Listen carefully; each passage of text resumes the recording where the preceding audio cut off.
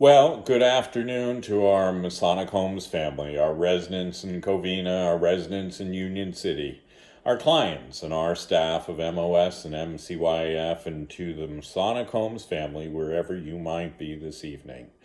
Well, we're back to Happy Monday again. So sometimes these weeks are just seeming to run together. It's a very different world now that we are staying at home and not going out into the world. I haven't been to a grocery store. I haven't been to a public gathering anywhere. As you can see, I'm still in Palm Springs, where it was 120 degrees this weekend. But I'm still staying at home and I'm not going out. I am not going anywhere. But there is a pool here, so I do get to use the pool. So that's been a bit of a change for me, and I'm certainly enjoying that. It's been a busy week already, and it's only Monday. But let me get right to the good news, because I know that's what you're all waiting for, and that is that MHC is still COVID-free. Now, we have done hundreds of tests, and we're waiting for some results still to come back. But our staff, our residents of Lorber, are all testing negative. So we've had no positive tests, but we are continuing to test. So in Lorber, 25% of our staff are now being tested every week. And we are beginning the testing in the RCFE, and that means in Covina and Union City, our independent and assisted living. All staff is going to be tested on a rotating basis, and so testing is beginning this week and next at both of those locations. Now, I understand that visiting is going well. We still cannot do visiting in Lorber. Unfortunately, the dining experience in Union City, we were told we cannot do, and we were told that by, of course, the County of Alameda. In LA County for Covina, we are probably going to have to postpone it, but I don't know yet. We're waiting on word from LA County. You've seen the news. California is not doing that well, which is rather unfortunate. And because of that, certain counties have had to close down outdoor dining. Certain counties have had to go back to a more restrictive way of life. And so we're just going to have to continue to work through this. The disease is still out there. It's still spreading, and it's spreading worse than it was before. All the improvements we had made since April, all those sacrifices we have made, we're probably going to be back to where we were, but that remains to be seen. Now, I did want to take this opportunity today to spend some time talking to you about masks. Now,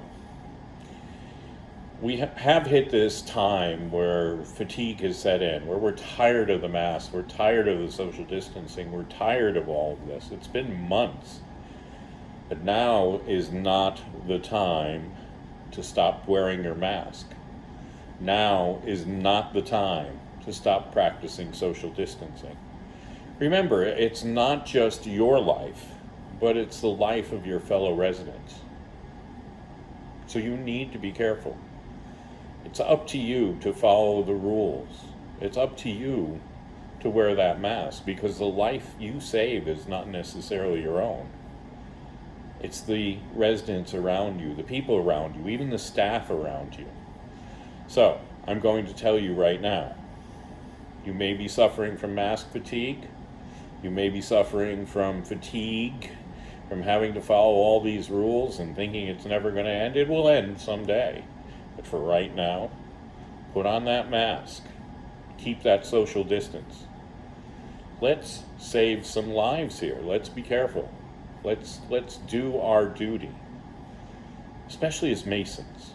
We have a responsibility. We have an obligation. And we should be setting the example. So I know there are some of our residents who are stopped and they're not wearing their masks.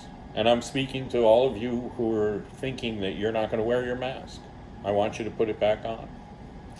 Now, we want to make this voluntary. We want you to do this voluntarily, but I will tell you that if you are not following the rules, if you're not following the obligations, then, well, first of all, if you are in one of the common areas where you are supposed to be wearing a mask and you are not wearing a mask, then you're going to be prohibited from going back there. So that means the craft room or any of the other rooms that are now open on a limited basis. You will just not be allowed in those areas anymore. And so we're serious about you wearing your mask. So please, make sure you're wearing your mask, okay? As I said, the life you save. It's not necessarily going to be yours, but it may be one of our staff members or one of their parents or grandparents. So let's be careful for the sake of everyone else. So, wow, that's my message for today, which is really about let's be safe. So I don't have a lot of other news. Construction continues. If you've got any specific questions about construction, feel free to let me know. I'm hoping to be traveling back to Northern California by the end of this week or early next. I had hoped that I would be able to stop in Covina and at least wave as I go by in the safest way possible with my mask on and maintaining that social distance, but we'll see. But for right now, I'm safe at home and staying home. All right. Well, that's all the news I have for today. I will see you again on Wednesday.